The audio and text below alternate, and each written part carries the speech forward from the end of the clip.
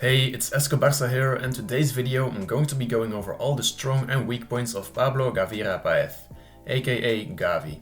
He's still only 18 years old but is already keeping players like Frenkie de Jong and Jong and Kessié on the bench. So there's a couple of things about him that make him special and that Xavi loves a lot. Make sure to stay tuned as we're going to take a look at what those things exactly are. First of all, he's a great dribbler. Technically, he's got a lot of ball control, which enables him to keep hold of the ball in tight situations, which is crucial for a midfielder. But there's more to it. He's got a great awareness of where the opposition players around him find themselves too. And that's probably the most underrated and overlooked aspect of dribbling. This makes him able to receive the ball the right way and use his position in his advantage. And that's where his signature moves comes in. Turning around when receiving the ball. He's only 18 years old, but he does this almost every game, so I think it's fair enough to call the signature move already. Moreover, he's got the ability to be one instant quicker than defenders and to time his dribble perfectly, a quality that he shares with legends like Messi and Iniesta. Lastly, he isn't afraid to start an action and can set up an attack through dribbling. A great example is his goal against Elche last season, where he basically started dribbling from midfield, got past 2 or 3 players and put the ball in the back of the net. So, if you've just heard all of these things, you definitely understand why dribbling is one of Gavi's best qualities. Next, he's got good passing, surely for an 18-year-old. Since he's brought up in La Masia, this shouldn't be a surprise really. His vision is great and most importantly, he dares to give a risky pass. That's also underrated. A lot of players will see their teammate make a run and know that they can pass the ball, but not make the pass because they're afraid that it won't arrive. Gavi is the kind of player who will make the pass though.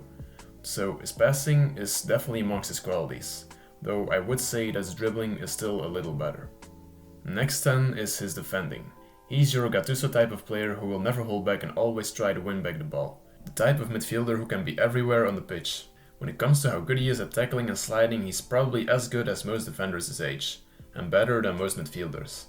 And when it comes to interceptions, then I would consider him even better than most defenders his age. What makes him especially good defensively is that he's always on the lookout for the next pass an opposition player will make, and always tries to make sure he's in a position where he can intercept that ball. Johan Cruyff once said, "Before I make a mistake, I don't make that mistake." Gavi is perfectly applicable to that quote when it comes to interceptions. He doesn't make the mistake of letting opposition passes arrive and make sure he wins the ball back. The next time you watch a Barcelona game, I challenge you to keep an eye on Gavi and the interceptions he makes when Barcelona are not on the ball. You'll immediately see why he's so special, especially for his age. Now, I think there's a lot of players out there who would be able to contribute a lot defensively, but just don't really do it.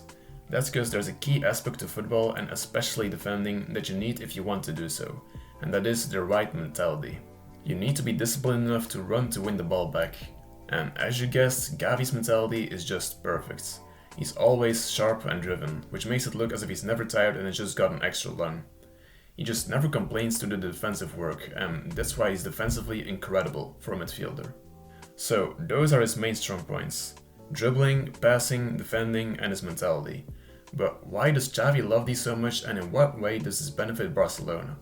First of all, Gavi can receive the ball and dribble past players, so he's able to get the ball from defense to attack. But his big rival for that position, Frenkie de Jong, is prolific at this too. So that's not the reason Gavi can keep him on the bench. As you guessed, it are his defensive qualities that do so. Barcelona's main midfield three consists of Pedri, Busquets and Gavi. Busquets is already 34 years of age and he's past his prime at this point. His technique is still world class, but physically he has started to decline, so generally he can't run that much anymore. Pedri has got a lot of stamina, but he's not that great defensively and he's the type of player who controls the pace of the game and sets up attacks. So as your third midfielder, you need someone who can run a lot and make interceptions to win the ball back. Otherwise, the opponent team can just run you over if they play with enough intensity. That's why Gavi is so important for Xavi's team and why he's above Frenkie de Jong in the pecking order. And you could say that Jong and Kessié is also good at defending, which is definitely true, but he's worse at dribbling and less creative.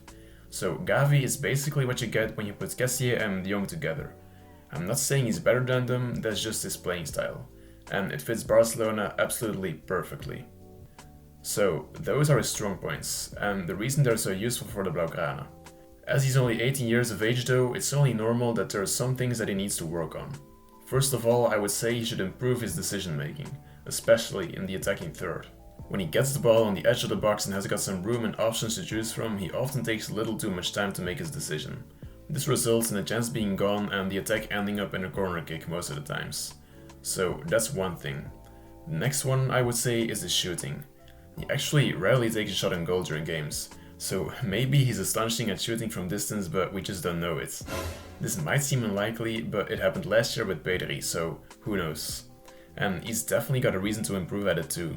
He often gets in shooting positions as a midfielder who runs into attack, and defenders would have a very difficult time with him if they got to watch out for a shot too. It would maybe help with his decision making too, so you definitely see why it would be good if he'd improve his shooting. Lastly, he gets too many yellow cards. He's actually already improved at this since his professional debut, but I'd still consider it a weak point. This is just the downside of his mentality really. He easily goes above the limits of what referees allow. So he should just get better at making clean challenges. Definitely not play with less determination, cause the team needs that of course. As I said, he's been improving at this already, but I think you can never be too good, so it's still a working point. So those are his major weak points. Decision making, shooting and making fouls. If you compare them to the strong points though, it's quite clear that his strong points massively overweigh his weak points, and he's just got a couple of things to work on. So for an 18-year-old he's incredible, and who knows how good he might become at some point. That was it for today's video. Make sure to leave a like and subscribe if you enjoyed it, and feel free to share your own opinion on Gavi in the comments down below. Força Barça and have a good day.